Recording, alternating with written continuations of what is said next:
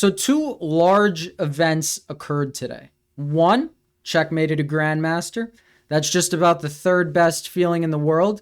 Second best feeling is when someone comments, I hope you cease to exist, and you proceed to exist. It's a great feeling. So, I'm going to be doing a Q&A. Thank you guys for 1,000 subs. Ask me any questions you have about my life, chess, not chess, anything you want, and it might get answered. Now let's get on to the game because it was a cool one. So we play the French as we've been doing as of recent. We get knight c3, d5, d4, transposing into main line territory. Bishop to b4, inviting the winner, one of the two. Now you know if they go e5, I'd be going queen d7. The point is if they go queen g4, you have f5 and you guard the g7 pawn. You might say this bishop sucks. It's okay. It's going to be put on a6 and traded off for white's good bishop. None of that happens. In fact, we get knight to e2, which is a gambit that a lot of people have been playing. And incrementally over time, I'm learning more and more how to deal with it. It's actually pretty good. At first, I was like, I'm not accepting a gambit. I don't like getting gambited on. But you kind of have to. So nowadays they kick the bishop. You have to take the knight. They prevent their doubling of their pawns. Now, what do you do here? So originally when I was faced this, I used to go knight f6 until I figured out it was a very bad move. Why is knight f6 bad? Well, they're going to go bishop to g5, pinning your knight, trying to exploit the pin. You would have to go h6. You get this trade. They take. They understand this position well. They gain a tempo on your queen. They're ahead in development. Life is not great right there. And we like when life can be great. So what should you do? Knight c6. What this move does is it tactfully, one of the two, defends the pawn. Because if they take on e4, you take on d4. Now you're just going to be up a pawn. Okay, they have some counterplay. Not so sure where. They're going to get a little ahead in development, but that's good for you. Now there's a few moves here. Either they can go bishop to b5, at which point you defend the knight with knight e7.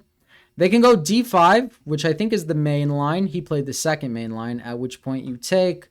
They take with the queen. You go bishop e6, so that if they take, you take with the rook, gaining in development. And after queen takes, now black is ahead in development. Gambits are all about activity. It's equal material here, but I do quite like black's position. I will need to delve into those positions a little deeper, though.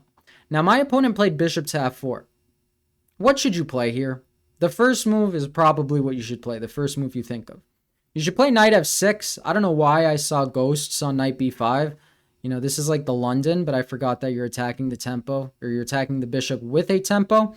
So instead I go a6, an egregious move, one I will never play again. But he didn't punish it. How do you punish it?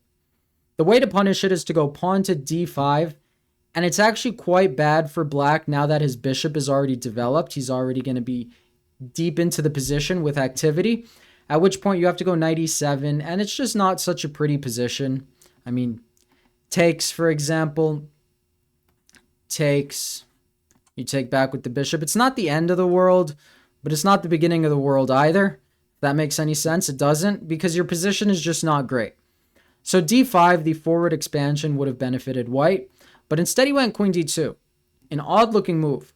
He was playing so fast I thought he was in theory, but I also thought that was a free pawn, and it was. So I take the pawn on d4.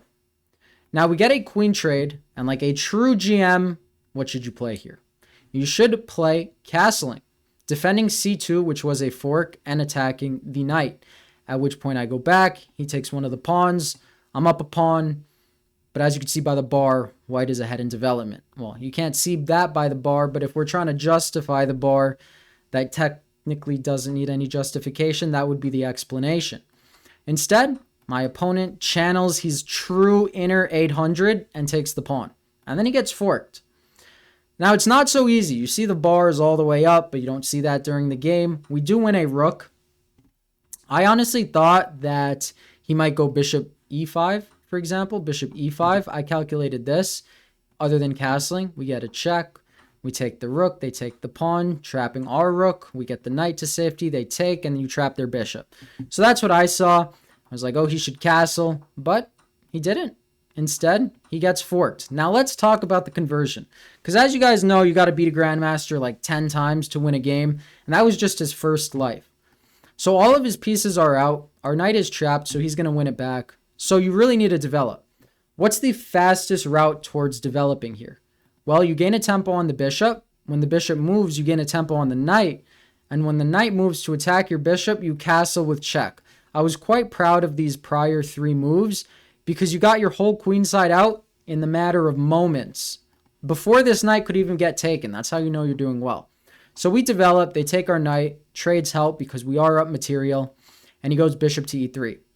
This is a very good knight though, and you're winning, but never take this knight with this rook, because then if you trade the other pair of rooks, it's an opposite colored bishop endgame, and that could be a draw.